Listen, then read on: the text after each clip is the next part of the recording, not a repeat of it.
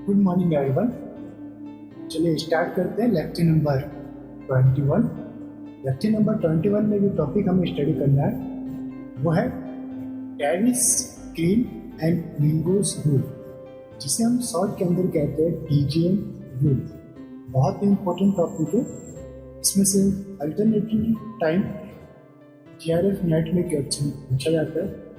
इस रूल का main use क्या है? ये रूल प्रेडिक्ट करता है nucleophilic site and nucleophilic attack in organometallic complex.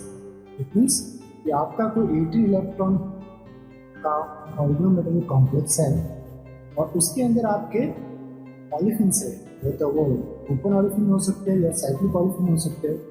उस कंडीशन में अगर कोई न्यूक्लियोफाइल अटैक कर रहा है तो वो कहाँ पे अटैक करेगा? उसके टर्मिनल पोजिशन पे या उसके मिड पॉइंट पे या असाइक्लिक ऑलिफिन पे या साइक्लिक ऑलिफिन पे या इवन पे या ओड पे।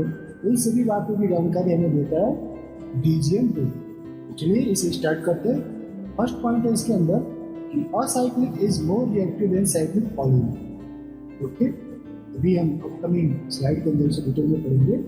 सेकंड है, अब इसे याद रखने का तरीका क्या है कि acyclic is more reactive than cyclic. इसमें काफ़ी कंफ्यूजन होता है एग्जाम के टाइम में। तो लाइक अल्फाबेट में ए पहले आता है ना, a acyclic is more reactive than cyclic polymer. इसी टाइप से even polyene is more reactive than odd polymer. और ई एंड ओ के अंदर पहले कौन आता है? अल्फाबेट में ई। तो even polyene is more reactive than odd polymer. तो इस पैटर्न से आपको एग्जाम में कंफ्यूजन नहीं होगा। आपको ये ड्रॉ कर लेना है A C E O, acyclic and cyclic, even and odd.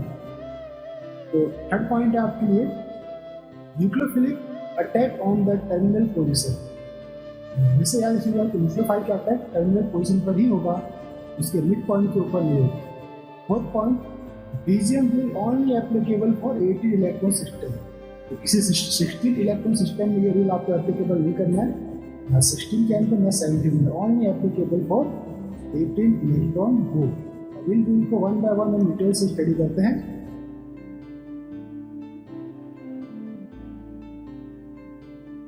पहला है आपके पास rule number first, nucleophilic attack on even polyene are faster than odd polyene. इसमें even is greater than odd polyene. ये रह गया आपका इवन, ये रह गया आपका ओड। इवन पॉलीन के ऊपर आपका न्यूक्लियोफिलिक अटैक तेजी से होगा कंपेयर टू ओड। अब आपके पास ये पॉलीन है, इसे हमने डिवाइड किया टू टाइप में। ए के ऊपर जिसे हम कहते हैं असाइक्लिक पॉलीन, और सेकंड में क्लोज जिसको हम कहते हैं साइक्लिक पॉलीन। अब जो पहला रूल ये भी था कि आपका जो असाइक्लिक है वो मोर रिएक्टिव देन साइक्लिक रहते थे। असाइक्लिक में ये आगे आपके पास फर्स्ट टाइप है, ये रह गया सेकंड से। तो ऊपर मीन्स असाइक्लिक। अब असाइक्लिक भी टू टाइप हो सकते हैं। एक रहेगा जिसमें ओड कार्बन कंटेनिंग रहेगा, सेकंड रहेगा इवन कार्बन कंटेनिंग पॉलीइंस्टर। ओड वाला जो है वो एग्जाम्पल है उसका, लाइक एक कार्बन दो तीन, ये है आपका प्रोपीन, जिसकी कैपेसिटी अभी कितनी है आपके पास? बीटा 3। ये ओड पॉलीइन है आपके पास। और इसी के अंदर एक है आपके पास एल्किन, इसके अंदर 2 कार्बन 1 and 2, इसकी कैपेसिटी आपकी बीटा 2 है। अगर मैं पूछूं इन दोनों में से रिएक्टिविटी किसकी ज़्यादा है, तो अल्फाबेट में पहले कौन आता है? ओड या इवन? तो आपका इवन। तो even is more reactive than odd. तो आपको देना है इस वाले पर्टिकुलर कॉम्प्लेक्स में न्यूक्लियोफिलिक अटैक परफॉर्म होगा। इसी तरह अगर क्लोज साइक्लिक की बात करूँ तो क्लोज में भी आपको 2 टाइप के रहेंगे, odd and even. Odd means odd number of carbon containing cyclic polyene. यहाँ पे देखते हैं ये है आपका सीपी रिंग है, 1 2 3 4 एंड 5 कार्बन कंटेनिंग सीपी यानी साइक्लिक पेंटाडाइनल मेटल के साथ अटैच्ड है। और इसकी कैपेसिटी अपने को दे रखी है मीटा 5।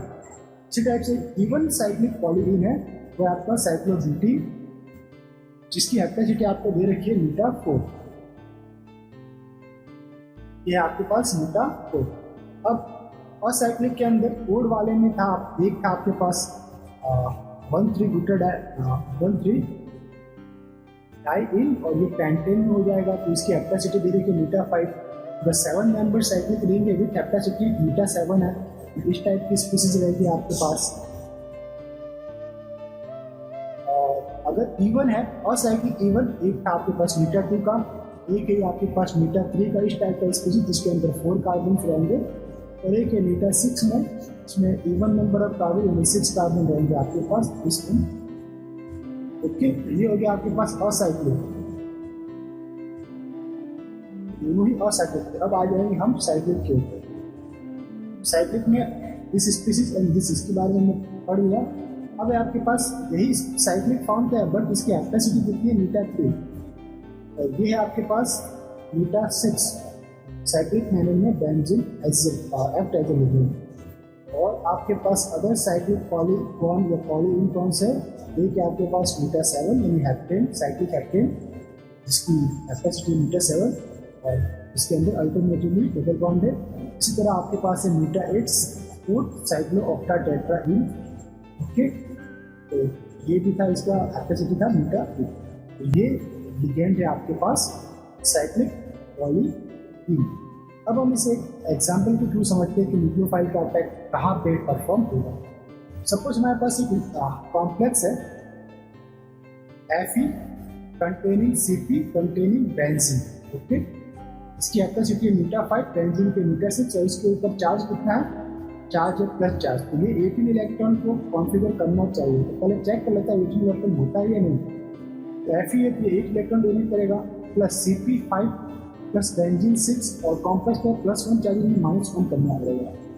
तो 8 + 5 कितना होगा, 13, 13 + 6 आपके पास 19 - 1 18 इलेक्ट्रॉन है। मीन्स ल्यूथियम रिंग के थ्रू न्यूक्लियोफिलिक अटैक यहाँ पे परफॉर्म हो सकता है। न्यूक्लियोफाइल अटैक के according to nucleophile acyclic is more reactive than cyclic, but यहाँ पे कोई भी असाइक्लिक पॉलीइन नहीं है। अब साइक्लिक पॉलीइन में भी even is more reactive than odd polyene. Even pattern में कौन सा पॉलीइन है, ये आपका बेंजीन वाला।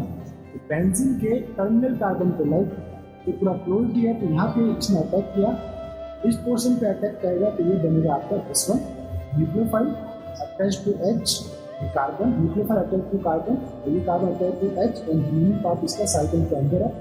एप्लासिटी जो पहले 6 थी वो किसमें चेंज होगी, 5 के अंदर, और जो कॉम्प्लेक्स के ऊपर प्लस चार्ज था वो होगा न्यूट्रलाइज, मतलब कॉम्प्लेक्स को कुछ भी चार्ज नहीं है। ये आपका बना product. Nucleophile attack to cyclo या मीटा 5 या साइक्लोपेंटाडाइनाइल के ऊपर ऐसा कोई प्रोडक्ट आपके पास देखने को नहीं मिलेगा, ये पॉसिबल नहीं है। पॉसिबल कौन सा है, इसको ये मेजर प्रोडक्ट नहीं।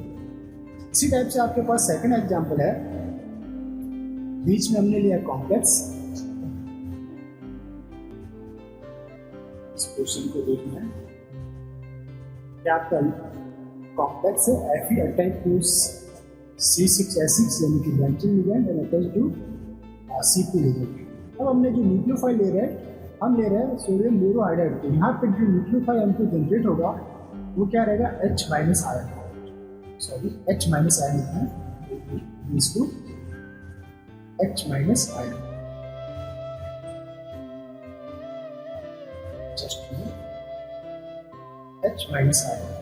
तो यहाँ पे लिथियम एल्यूमिनियम हाइड्रेट, तो यहाँ पे भी जो न्यूक्लियोफाइल मिलेगा वो मिलेगा H- आयन। ये कहाँ पे अटैक करेगा, definitely even is more reactive than odd, ये जाएगा आपके बेंजीन रिंग के टर्मिनल पोजीशन पे अटैक करेगा यहाँ पे, तो आपको बनेगा CH2, रिमेनिंग का कार्बन बेंजीन के साथ एप्लासिटी इसकी 6 to 5 में चेंज हो जाएगी, तो नीचे वाले एप्लासिटी 5 ही रहेगी, बट कॉम्प्लेक्स अब इसके ऊपर कोई चार्ज नहीं रहेगा, ये न्यूट्रल कॉम्प्लेक्स की तरफ भेज देगा। तो लिथियम एल्यूमिनियम हाइड्राइड लेते फिर भी आपको सेम प्रोडक्ट देखने को मिलेगा। नेक्स्ट एग्जांपल है आपके पास कॉम्प्लेक्स है, सेम कॉम्प्लेक्स जैसे कि हमने ऊपर लिया था, जो आपका स्टार्टिंग मटेरियल है। इसकी रिएक्शन हमने करवाई है सोडियम साइनाइड से, तो यहाँ पे न्यूक्लियोफाइल है Cn- ये अटैक करेगा आपके बेंजीन के टर्मिनल पे, और ये आपको प्रोडक्ट मिल जाएगा। एप्लासिटी 6 टू एप्लासिटी 5 में चेंज हो जाएगा, बाकी सभी रिमेनिंग रहेगा। इसी तरह अगर हमने न्यूक्लियोफाइल है लिथियम CH2, ये वाला अगर न्यूक्लियोफाइल है CH2 को यानी, तो यहाँ पे जो पोर्शन है न्यूक्लियोफाइल का वो रहेगा CH2 माइनस, तो ये अटैक करेगा आपके टर्मिनल पोजीशन के ऊपर। यहाँ पे आपका क्या बनेगा, carbon attach to CH2 CH2 यानी अटैच टू H, और बाकी का जो पार्ट है वो साइक्लिक मैनर के अंदर है। हेप्टासिटी आपकी रहेगी 5 और आपको मिलेगा 18 इलेक्ट्रॉन सिस्टम। ओके, तो अब हमारे पास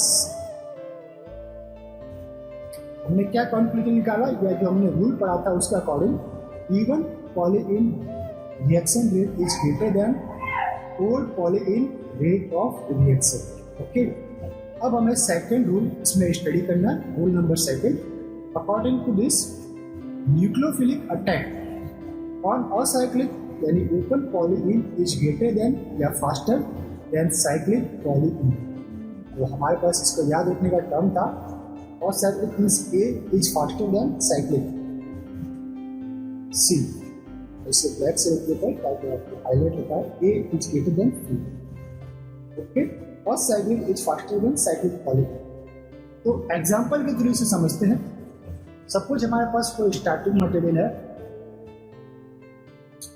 Fe+Cp2CO4 सोडियम मेटल से हमने इसके रिएक्शन करवाई, तो मेटल मेटल बॉन्ड फ्री होगा और हमारे पास एक बनेगा मेटल कार्बोनिलेट, यानी कि माइनस चार्ज कॉम्प्लेक्स के ऊपर FeCpCOCO, ये बन गया आपके पास मेटल कार्बोनिलेट।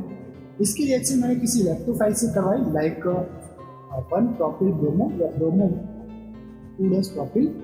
इस कंडीशन में आपको क्या मिलेगा, ये यहाँ अटैक करेगा, दिस इज यहाँ पे बाहर आपको मिल गया एक कॉम्प्लेक्स FeCH2 NCH CH2, और इसकी कैपेसिटी आपका मीटा1, और ये है आपके पास Cp मीटा5 COCO, ये है 18 इलेक्ट्रॉन कॉम्प्लेक्स। अभी कैपेसिटी 1 में है, तो ये तो नॉर्मल ही आपके मेटल एल्किल कॉम्प्लेक्स है।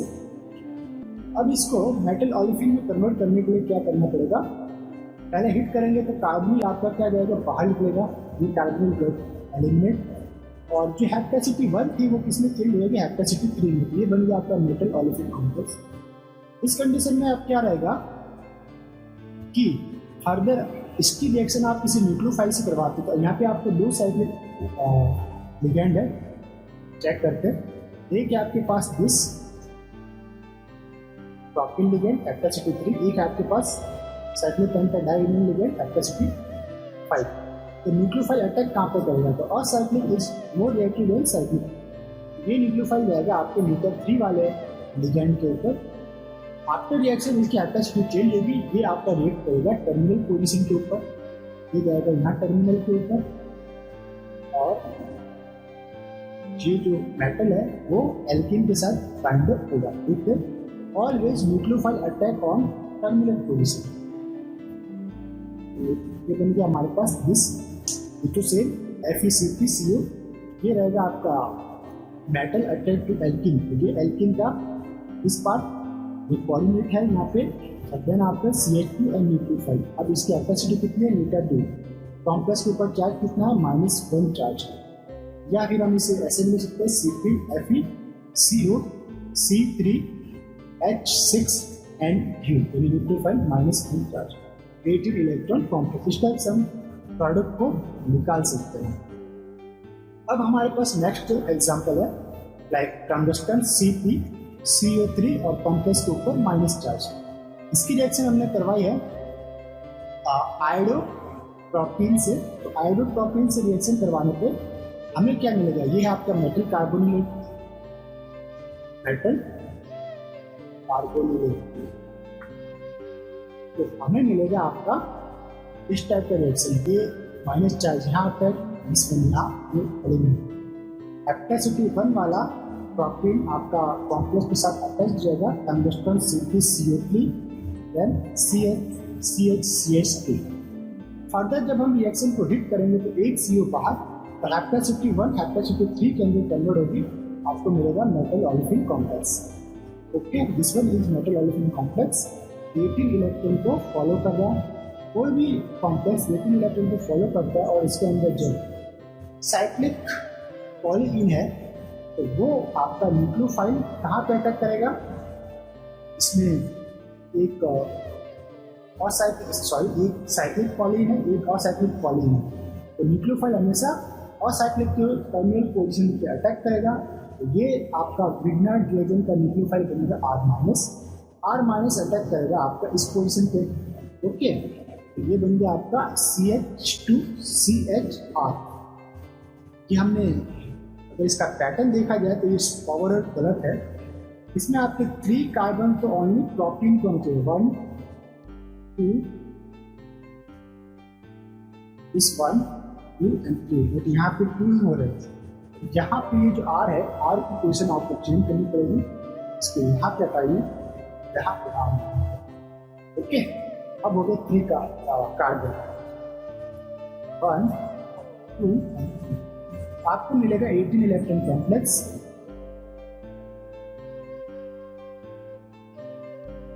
आपके पास है टंगस्टन CO2CP और ये आपका एल्कीन कोऑर्डिनेटेड है CH2CH2R।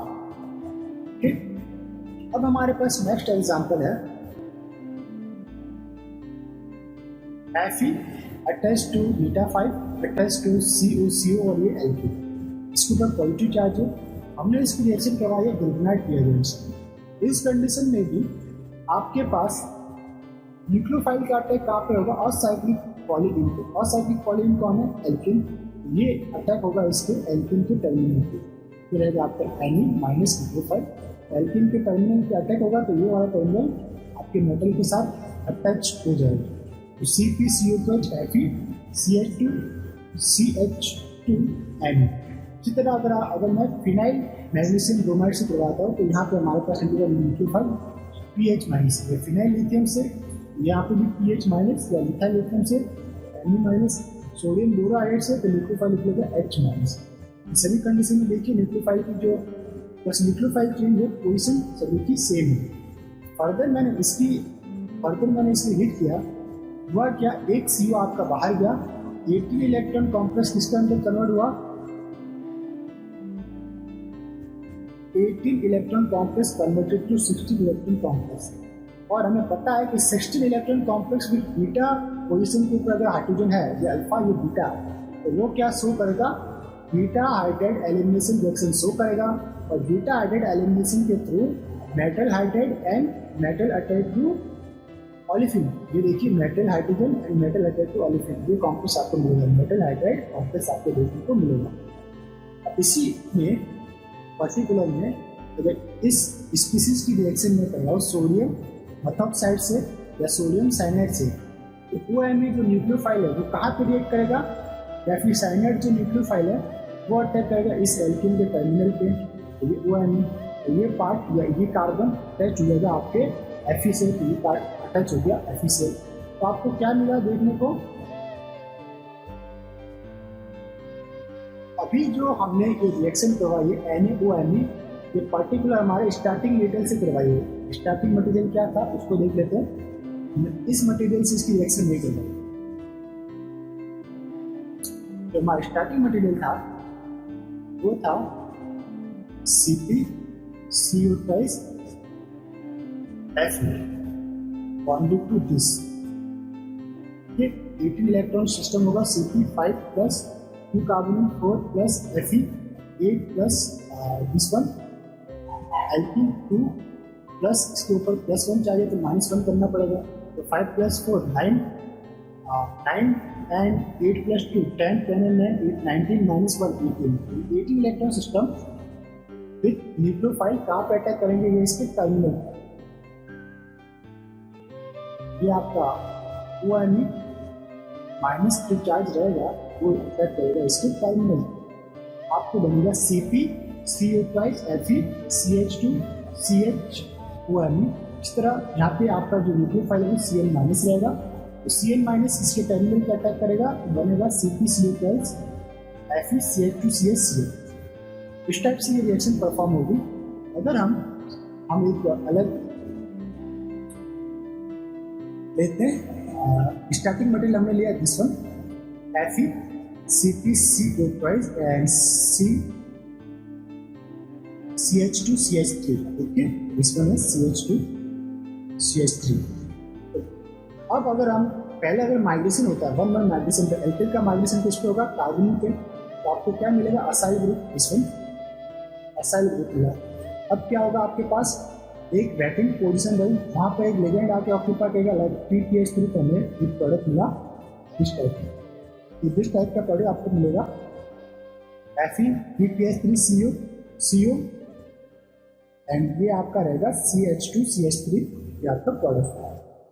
अब हमारे पास जो थर्ड रूल था वो था कि न्यूक्लियोफिलिक अटैक ऑन इवन और साइक्लिक पॉलीन। अब हमने कंबाइन किया, इवन पॉली भी इन भी है और वो असाइक्लिक भी है, तो even acyclic polyene is more reactive than odd acyclic polyene. Okay, तो इवन जो आपका पॉलीइन है वो यहाँ पे बोल सकते हैं वो मोर प्रेफर्ड कर रहा है compare to acyclic. Even acyclic polyene is more reactive than odd acyclic polyene. तो देख लेते हैं इसको, मेटल अटैच टू पॉलीइन, और पॉलीइन कैसा, इवन 1 2 3 4 कार्बन है, मीटा 4 है तो इवन है। This one polyene metal attach to polyene, और वो कितना है 1 2 3 ओड, तो even is more reactive than odd, even is more reactive than odd. ठीक है, even acyclic polyene is more reactive than odd. अब यहाँ पर एक बहुत इंपॉर्टेंट कॉम्पोनेंट दे रखा है जिसके अंदर बहुत कुछ सीखने को मिलेगा आपको, इंपॉर्टेंट है ये।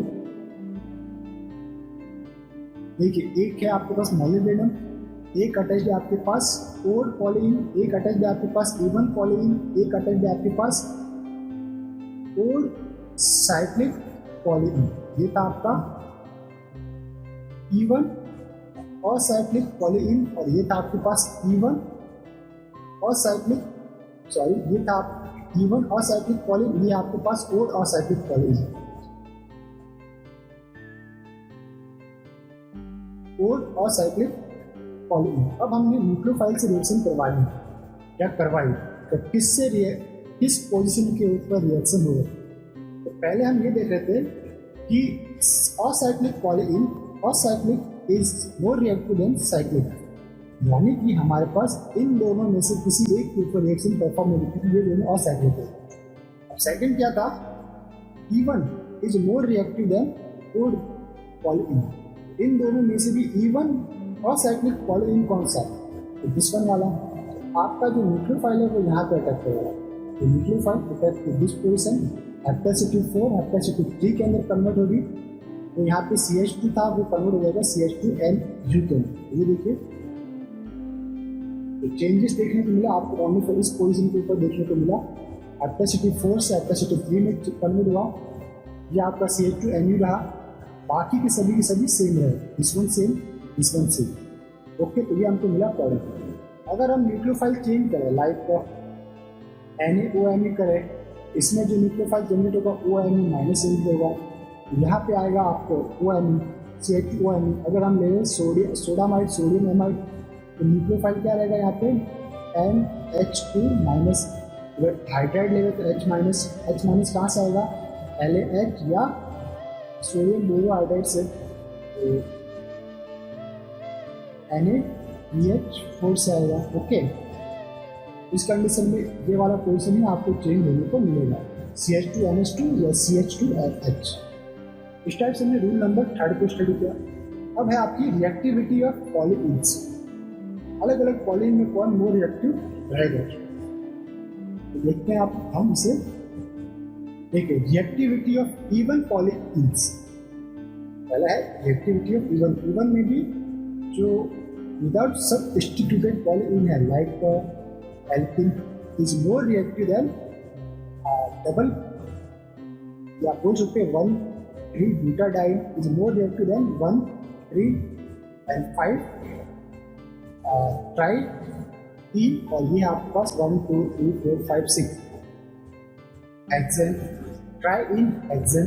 ठीक है, तो even open polyene is more reactive रहेगा, इसमें कौन रिएक्टिव रहेगा, इवन ओपन पॉलीइन। इवन कौन सा दिख रहा है, दिस वन, और ओपन कंडीशन में भी है। अब ये जैसे आपके पास एक कॉम्प्लेक्स है, metal attach to alkene attach to ये साइक्लोब्यूटेन, या नॉर्मली ब्यूटेन है, 1,3-ब्यूटाडाइन β4 एंड अटैच टू बेंजीन वाले से β6। तो cyclic and acyclic is more reactive. Acyclic में भी 2 टाइप के, ये भी इवन है, ये भी इवन है।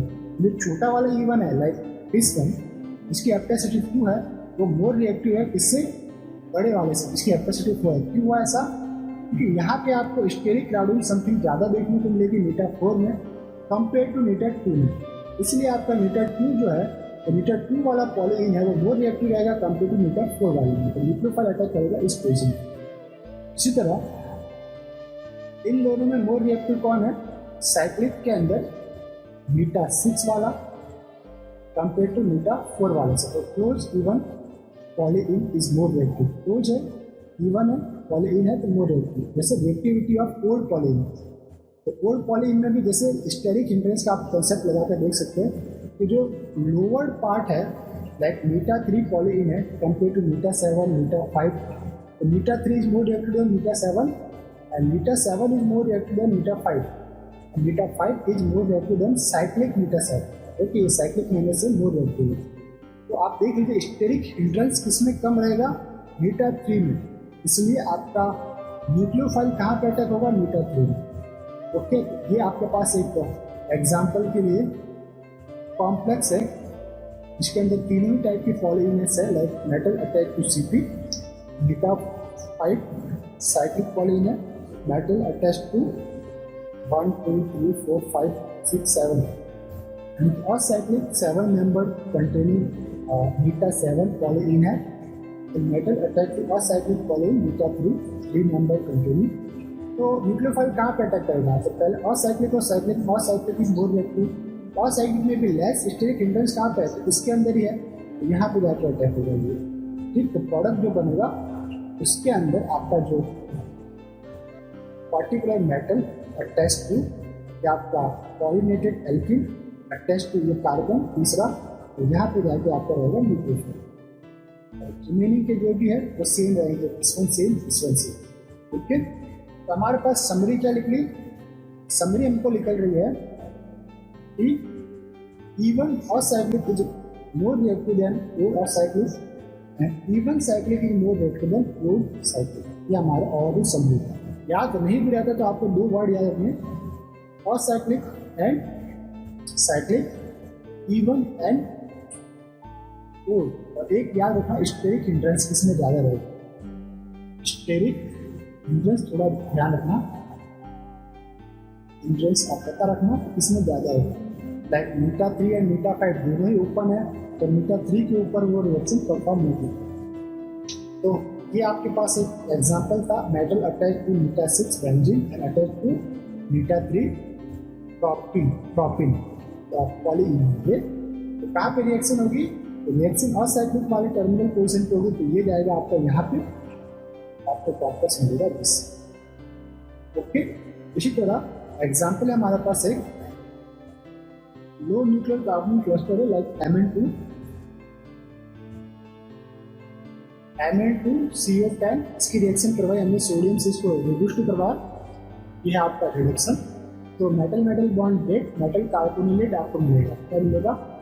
कार्बोनिलेट सोडियम MnCO5। अब इसकी रिएक्शन आप किसी इलेक्ट्रोफाइल कैचअप कराते हैं ब्रोमोप्रोपीन से, तो ये आपका जाएगा यहाँ, इसमें यहाँ इस भाग। तो आपको क्या मिला? CO5Mn CH2 CH2, ये बन गया आपका मीटा 1। अब फर्दर मैं इस कॉम्प्लेक्स को हीट करता हूँ, HNu या हीट करता हूँ, तो इसमें से क्या होगा? एक CO आपका बाहर निकलेगा और हेप्टासिटी जो 1 है वो किसमें चेंज हो जाएगी? हेप्टासिटी 3 के अंदर चेंज हो जाएगी। तो देखिए हेप्टासिटी 1 कन्वर्टेड टू हेप्टासिटी 3, और ओवरऑल अभी भी ये जो कॉम्प्लेक्स है इसके अंदर है 18 इलेक्ट्रॉन में प्रेफर करेगा। चेक कर लेते हैं, 4 2 जा 8 प्लस Mn 7 प्लस 3। ओके, तो टोटल कितने हो गए? 8 प्लस 7 15 प्लस 3 18 इलेक्ट्रॉन। अब इस पर्टिकुलर कॉम्प्लेक्स ए की अगर मैं NMR स्पेक्ट्रा रिकॉर्ड करूँ तो मुझे कितने पीक मिलेंगे? तो at low temperature molecule act as a rigid non fluxional, तो H1 NMR सिग्नल कितने रहेंगे आपके पास? 3। कौन कौन से लिखिएगा? एक सिग्नल के लिए सेपरेट प्राप्त होगा आपको इस H के कारण, केमिकल एनवायरनमेंट इसका अलग है। दूसरा सिग्नल इन दो H के कारण, इन दोनों के केमिकल एनवायरनमेंट सेम रहेंगे। और तीसरा सिग्नल मिलेगा इन दो H के कारण, यानी कि रेशियो क्या रहेगा? 2 रेस 1 रेस 2, या फिर आप बोल सकते हो 1 रेस 2 रेस 2। ये हो गया 1 रेस 2 रेस 2 रेशियो आपको रहा। अब अगर मैं इसे हाई टेम्परेचर के ऊपर रिकॉर्ड करूँ, हाई टेम्परेचर पे क्या रहेगा, आपका कार्बन फ्लक्चुएशनल बिहेवियर शो करेगा। कार्बन एक्सचेंज होता रहता है फास्टली, और एनएमआर इंस्ट्रूमेंट इस एक्सचेंज टाइमिंग को रिकॉर्ड नहीं कर पाएगा। मेटल के साथ जो एक्सचेंज टाइमिंग रहेगी इस कार्बन के टाइमिंग की, इसे रिकॉर्ड नहीं कर पाएगा। इस कंडीशन में आपको ये रहेगा आपका नॉन रिजिड फ्लक्चुएशनल बिहेवियर शो करेगा।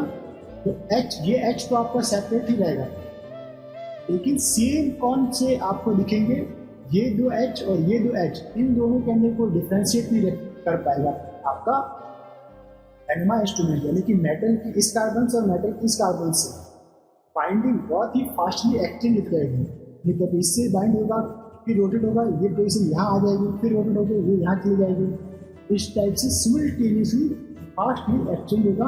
और ये चारों के चारों हाइड्रोजन वो एनएमआर इंस्ट्रूमेंट एक सेम केमिकल एनवायरनमेंट के अंदर रिकॉग्नाइज करेगा और आपको इन चारों हाइड्रोजन के लिए एक स्पेक्ट्रा या एक सिग्नल देगा। और इस बीच वाले कार्बन के साथ अटैच जो हाइड्रोजन के लिए एक डिफरेंट सिग्नल देगा। तो H1 एनएमआर सिग्नल कितने रहेंगे 2, और इनका रेशियो रहेगा 1 रेस 4।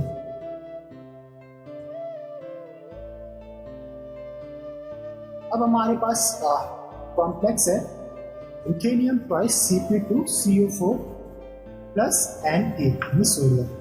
तो सोडियम क्या करते हैं, यहाँ पे रिडक्शन परफॉर्म करेगा, मेटल मेटल बॉन्ड ब्रेक होगा, सोडियम रुथेनियम CpCO ट्वाइस, इसकी यानी कि बन गया आपके पास मेटल कार्बोनेट।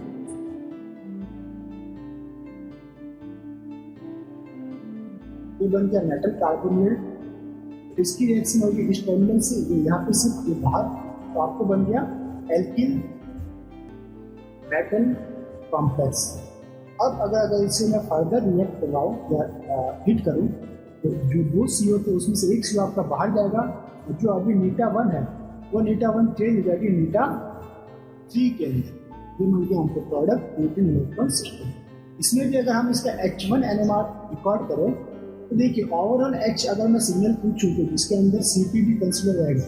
तो Cp के 5 हाइड्रोजन आपको लो टेम्परेचर पे इनके डिफरेंट सिग्नल आएंगे, हाई टेम्परेचर पे भी इनके different signal. At high temperature H1 NMR signal कितने रहेंगे, इसमें देखिए इसमें आपको 2 सिग्नल देखने को मिलेंगे, और एक सिग्नल आपको ओवरऑल Cp के 5 हाइड्रोजन के कारण टोटल 3 सिग्नल आपको मिलेंगे। और रेशियो क्या रहेगा 5 रेस 4 रेस 1। ओके, और एट लो टेम्परेचर की बात करूं तो इस पर्टिकुलर स्पीसीज के अंदर आपको मिलेंगे 2 सिग्नल।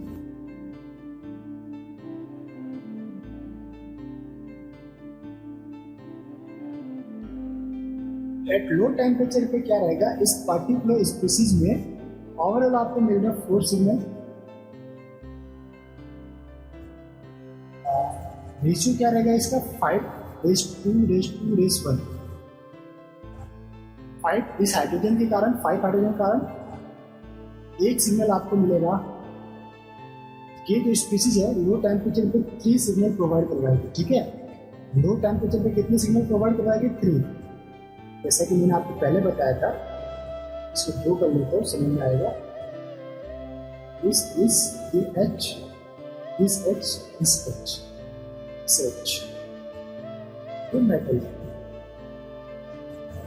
सही से इसे ड्रॉ नहीं होगा। हाँ जी, इसे हम थोड़ा रफली ड्रॉ ना करके सही से ड्रॉ करें। मेटल अटैच्ड टू दिस, ये आपका एक हाइड्रोजन, सेकेंड, थर्ड, 4, 5। अब देखिए कौन सा है। एक तो ये लो टेम्परेचर में डिफरेंट सिग्नल देगा, फिर ये दोनों हाइड्रोजन डिफरेंट सिग्नल देंगे, और ये दोनों हाइड्रोजन, ये दोनों सेम सिग्नल, ये दोनों सेम सिग्नल, ये एक अदर सिग्नल 1 2 3। ये मोइटी आपकी 3 सिग्नल देगी 2 रेस 2 रेस 1। और एक जो Cp जुड़ा हुआ है इसके साथ, इस पर है Cp, ये आपको एक अदर सिग्नल देगा। इसके 5 हाइड्रोजन एक सिग्नल देंगे, तो वो रहेगा 5 रेस 2 रेस 2 रेस 2। सिग्नल कितने रहेंगे 4 सिग्नल, और इसका रेशियो रहेगा 5 रेस 2 रेस 2 रेस 1। अब हमारे पास एक अदर एग्जाम्पल है, या कॉम्प्लेक्स बोल सकते हैं इसे, एग्जाम्पल FeCpCO2 CO2 Al2, और इसके हमको ऑक्सीडेशन करवाना है I2 से। तो ऑक्सीडेटिव क्लीवेज होगा, क्लोरीन क्या करते हैं, ऑक्सीडेशन करते हैं। ऑक्सीडेटिव क्लीवेज होने से मेटल मेटल बॉन्ड ब्रेकअप होगा और हमें जो प्रोडक्ट मिलेगा FeCpCO2I। इसकी रिएक्शन किससे करवानी है आपको, सोडियम बोरोहाइड्राइड से। सोडियम बोरोहाइड्राइड क्या करेगा, आयोडीन को रिप्लेस करेगा। सोडियम बोरोहाइड्राइड से H- लिख लेगा, ये हैलोजन को एक्सचेंज करेगा, न्यूक्लियोफिलिक सब्स्टिट्यूशन रिएक्शन आपको प्रोवाइड करवाएगा। तो कॉम्प्लेक्स बनेगा FeCpCO2H। अब मैं फर्दर इसकी रिडक्शन करवाऊँ मरकरी या सोडियम मेटल से, तो हमारे पास क्या रहेगा, ये जो अब रिडक्शन करवा रहे हैं ये एक्ट एज अ बेस, और अंदर वाला जो मेटल के साथ हाइड्रोजन अटैच होगा एक्ट एज अ प्रोटॉन। तो बेस प्रोटॉन को एक्सेप्ट करके H2 गैस बाहर निकालेगा, आपके कॉम्प्लेक्स के ऊपर माइनस चार्ज करेगा। फर्दर मैं इसकी रिएक्शन करवाता हूँ Br2 से, तो ये ये न्यूक्लियोफाइल है, मेटल कार्बोनेट है, ये हो गया आपका इलेक्ट्रोफाइल। तो न्यूक्लियोफाइल इलेक्ट्रोफाइल को कैच करके आपको प्रोडक्ट देगा FeCpCO2Br। ये बन गया आपका हैलोजन मेटल कार्बोनिल कॉम्प्लेक्स। इसकी रिएक्शन करवाई मैंने एक अदर मेटल कॉम्प्लेक्स से लेफ्ट TlCp से। तो TlCp से रिएक्शन करवाने पर न्यूक्लियोफिलिक सब्स्टिट्यूशन रिएक्शन आपको देखने को मिलेगा। क्या होगा, जो आपका Cp है वो एक्ट एज ए न्यूक्लियोफाइल की तरह काम करेगा, Cp माइनस की तरह रहता है, ये आपके मेटल से अटैक करेगा Br माइनस बाहर। FeCpCpCO2, ये नीटा 5। अभी ये जो Cp है ये क्या है, नीटा 1 की तरह बिहेव कर रहा है, नीटा 1 की तरह, सेकेंड Cp नीटा 1 की तरह बिहेव करेगा। अब अगर मैं फर्दर इसको हिट करता हूँ, ये कितना इलेक्ट्रॉन कॉन्फ़िगरेशन है देख लेते हैं। Fe8 plus Cp5 plus Cp1 plus 4, 8 plus 5 13 plus 1 14 plus 4 18 electron. मैंने हिट किया, एक CO आपका बाहर जाएगा, या दोनों ही CO बाहर जाके नीटा 1 जो है वो किस में कन्वर्ट हो जाएगा, नीटा 5 के अंदर। क्यों, क्योंकि इसकी मैक्सिमम कैपेसिटी कितनी रहती है, 5 में हो सकता है। अब नीटा 5 में कन्वर्ट होने के लिए 4 इलेक्ट्रॉन आपका रिड्यूस होना चाहिए। 4 इलेक्ट्रॉन रिड्यूस कब होगा, जब 2 CO आपका एलिमिनेट होगा। तो हिट किया तो हमें 2 CO बाहर, तो हमारे पास बना FeCp2। इसे हम क्या बोलते हैं, FeCp2, इसे हम कहते हैं फेरोसिन। ये हमारे पास फेरोसिन, फेरोसिन प्रिपरेशन का एक मेथड भी हमने स्टडी की है। अब मोर इम्पोर्टेंट कंसेप्ट है कि हाउ इम्पोर्टेंट है ये, how many H1NMR in E eight low temperature. Low temperature पे क्या होगा कि Fe के साथ जो अटैच्ड Cp है ऊपर और नीचे, और Cp में जो अटैच्ड 5 हाइड्रोजन है, उन 5 हाइड्रोजन का केमिकल एनवायरनमेंट डिफरेंट होता है, क्योंकि ये act as a rigid species है, रिजिड मॉलिक्यूल की तरह एक्ट करते हैं, फ्लक्चुएशनल हो नहीं पाता। इसलिए इस कार्बन की इस मेटल के इस कार्बन से डिस्टेंस अलग रहेगी, इससे अलग रहेगी, इससे अलग रहेगी। ओके, तो जो ये पर्टिकुलर कार्बन जो सर्कल्ड है वो एक डिफरेंट आपको सिग्नल प्रोवाइड करवाएंगे। ये जिसको मैंने HA से मैंने रिप्रेजेंट किया है, HA, ये आपको एक सेकंड NMR सिग्नल प्रोवाइड करेंगे, यानी 4 हाइड्रोजन सेम केमिकल बॉन्ड में। और फिर आपको जो B पोर्शन है, लाइक दिस वन, HB, ये आपको 4 हाइड्रोजन एक अलग सिग्नल प्रोवाइड करवाएंगे। तो टोटल H1NMR कितने रहेंगे आपके पास, आपको मिलेंगे यहाँ पे 4 सिग्नल, यहाँ पे हमने लिखा है। तो 4 सिग्नल कैसे रहेगा ये भी देख लेते हैं। 4 ना रह के 3 सिग्नल यहाँ पे हमको लिखना है, तो इसे 3 लिखिएगा, एक इसके कारण, 2 इसमें और 2 इसमें, तो ये रहेगा आपका टोटल NMR सिग्नल आपको इसमें मिलेंगे फेरोसिन के अंदर 3। कहाँ पे, eight low temperature. High temperature पे तो ओनली 1 सिग्नल ही प्रोवाइड होगा आपको। अब ये H1NMR ऑफ साइक्लोपेंटाडाइनाइड इन ऑर्गेनोन्यूक्लिक कॉम्प्लेक्स, एक मेटल अटैच टू Cp, इसकी एप्टासिटी कितनी है, नीटा 1। नीटा 1 एप्टासिटी होने की कंडीशन में अगर मैं इसका H1NMR रिकॉर्ड करता हूँ, तो अभी मेटल किससे डायरेक्टली अटैच है, इस कार्बन से। इसलिए इस मेटल की इसमें फ्लक्चुएशनल का कोई बिहेवियर शो नहीं होगा, क्योंकि ओनली बीटा 1 है। फ्लक्चुएशनल बिहेवियर कब शो होगा, जब बीटा 3 रह रहे या बीटा 5 रहे। एट प्रेजेंट टाइम इस कार्बन सेक्टर हाइड्रोजन के लिए अलग आपके पास सिग्नल आएगा, तो H एक सिग्नल, फिर ये HB और ये वाला भी ये सेकंड सिग्नल देंगे, ये दोनों सेम केमिकल इन्वायरमेंट में।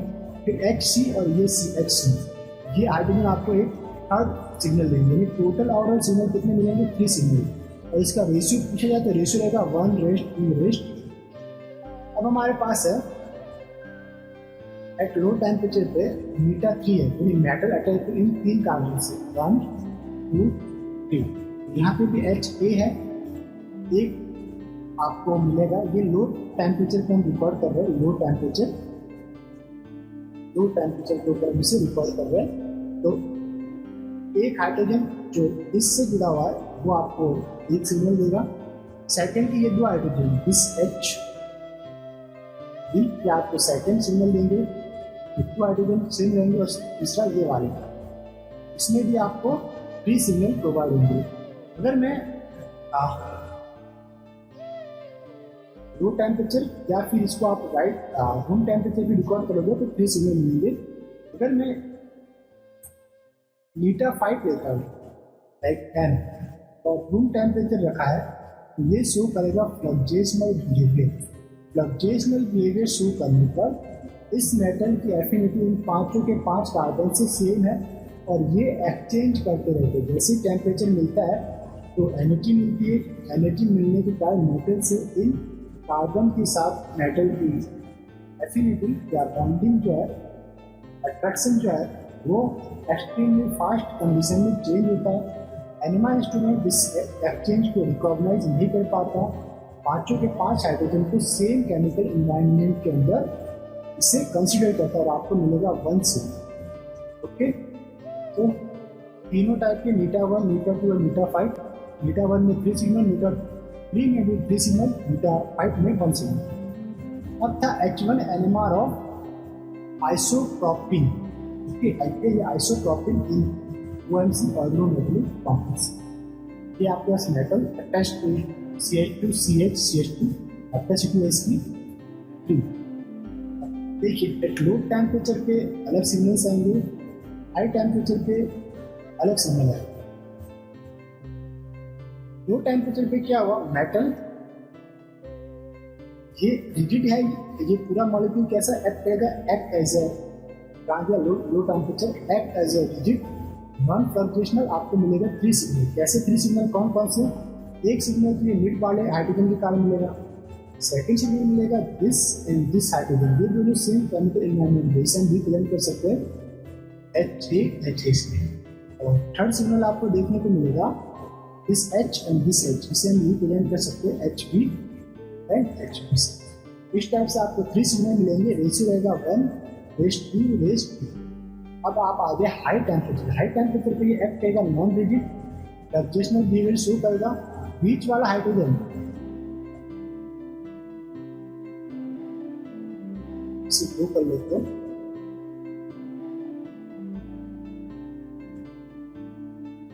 बीच वाला हाइड्रोजन तो आपका डिफरेंट रहेगा तो वो डेफिनेटली एक डिफरेंट सिग्नल देगा। बट टर्मिनल के ये 4 हाइड्रोजन फ्लक्चुएशनल बिहेवियर शो करने का मेटल की बाइंडिंग कभी इससे इतनी तेजी से एक्सचेंज होगी कि एनिमल इंस्ट्रूमेंट इसे रिकॉग्नाइज नहीं कर पाएगा। और चारों के चारों H के लिए आपको एक सिग्नल मिलेगा, यानी ओवरऑल आपको 2 सिग्नल आपको रिकॉर्ड होंगे। अब नेक्स्ट चलते हैं हमारे पास, देख लेते हैं एक पेज और है। नेक्स्ट हमारे पास एक एग्जांपल है लाइक रुथेनियम CO5 और हम इसकी रिएक्शन करवाइए 1,3 बीटा डाइईन से, डेफिनेटली हमें पॉलीइन आपको कंटेनिंग कॉम्प्लेक्स मिलेगा। 2 कार्बन आपके कॉम्प्लेक्स में से बाहर जाएंगे और बीटा 4 कंटेनिंग ब्यूटेन आपका कॉम्प्लेक्स के साथ अटैच्ड होगा इस वक्त। तो CO3 ruthenium and CH2 CH2 capacity कितनी रही इसकी 4। इसकी ये आपका बन गया मेटल ऑलिफिन कॉम्प्लेक्स या मेटल पॉलीगॉन कॉम्प्लेक्स। अगर मैंने इसकी रिएक्शन FeCO5 की रिएक्शन 1,3 ब्यूटाडाइन से करवाई तो जस्ट इसी टाइप का हमारे पास कॉम्प्लेक्स देखने को मिलेगा FeCO3 और ऊपर क्या मिलेगा नीटाफोर कंटेनिंग स्पीसीज। इन दोनों के लिए eight low temperature H1 NMR signal कितने रहेंगे? H1 NMR सिग्नल आपको देखने को मिलेंगे 3। कौन कौन से? मैं इसको रिप्रेजेंट करता हूँ, आपको जो हाइड्रोजन है उसको रिप्रेजेंट करता हूँ। फर्स्ट बात है this HA, this HB, H1 and this HC and HC। इस टाइप से ये हाइड्रोजन सेम है, सेम केमिकल एनवायरनमेंट है। This one same chemical environment and this one. आपको कितने सिग्नल मिलेंगे? 3 signal eight low temperature. Ratio कितना रहेगा? 2:2 या इसे हम सॉल्व करें तो 1:1। बट एट हाई टेम्परेचर पे क्या होगा? हाई टेम्परेचर पे इस टर्मिनल पोजीशन के जो कार्बन है इसकी एफिनिटी सेम रहेगी एडजस्टमेंट के कारण। तो ये चारों के चारों H एक सिग्नल प्रोवाइड करवाएंगे और ये वाले जो H है ये आपको एक अदर सिग्नल प्रोवाइड करवाएंगे। तो आपको कितने सिग्नल मिलेंगे? 2 सिग्नल। रेशियो 4:2 में आपको मिलेगा। सॉल्व करेंगे तो आएगा 2:1। ओके, हाई टेम्परेचर पे 2 सिग्नल। अब हमारे पास एक अदर एग्जांपल है लाइक मीथेनियम CO5 और जो हमारा लिगेंड है वो है साइक्लोऑक्टाडाइईन। हमने इसे हिट किया तो इसके अंदर 2 इन है। इट मीन्स ये बीटा-4 मैनर के अंदर मेटल सेल बाइंडअप हो सकता है। तो 4 बीटा-4 के लिए इसमें से 2 CO एलिमिनेट होने चाहिए।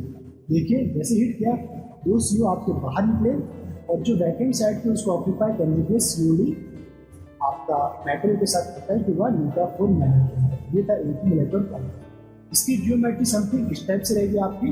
मीथेनियम CO ये आपका साइक्लोऑक्टाडाइईन टब शेप के अंदर रहेगा, टब शेप। अब देखते हैं कि इसके अंदर NMR सिग्नल्स कितने रहेंगे at room temperature, eight low temperature. Room temperature बोले या हाई टेम्परेचर। तो लो टेम्परेचर की बात करें तो ये परफॉर्म करेगा rigid non fluxional behaviour. H1 NMR signals कितने रहेंगे? H1 NMR सिग्नल्स रहेंगे आपके पास 4 सिग्नल और रूम टेम्परेचर पे ये नॉन डिजिट रहेगा। फ्लक्चुएशनल बिहेवियर आपको शो करेंगे और H1 NMR आपको मिलेगा ओनली फॉर 1 सिग्नल। ओके, ये आपको देखना है। रूम टेम्परेचर पे 1 सिग्नल, लो टेम्परेचर पे आपको मिलेगा 4 सिग्नल। अब ये 4 सिग्नल कौन से रहेंगे? 4 सिग्नल अगर आप देखना चाहते हैं, देखिए एक हाइड्रोजन यहाँ पे रहेगा 1, एक हाइड्रोजन यहाँ पे रहेगा, एक यहाँ, एक यहाँ।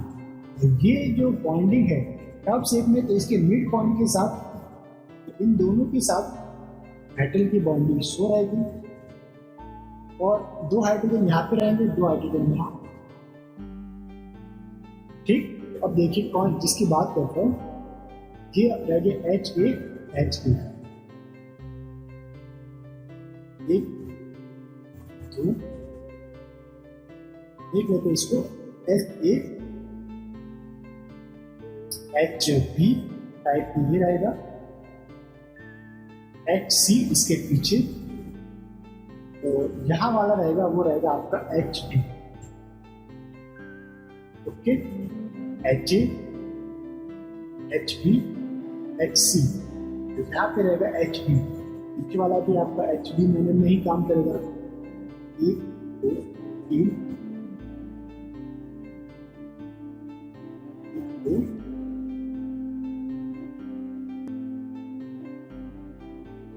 3। यस, HB HC तो ये रहेगा आपका। जस्ट मैं आपको वापस से बता देता हूँ।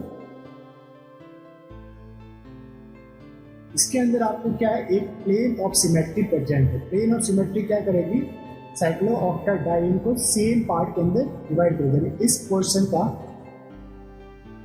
इसका मिरर ये है, इस कार्बन का मिरर ये, इस कार्बन का मिरर ये, इस कार्बन का मिरर ये। बट ये जो सिमेट्री है ओवरऑल मॉलिक्यूल के अंदर नहीं रहेगी, यानी कि सभी के सभी आपके कार्बन हैं वो डिफरेंट केमिकल एनवायरनमेंट के अंदर एग्जिस्ट करेंगे। उस कंडीशन में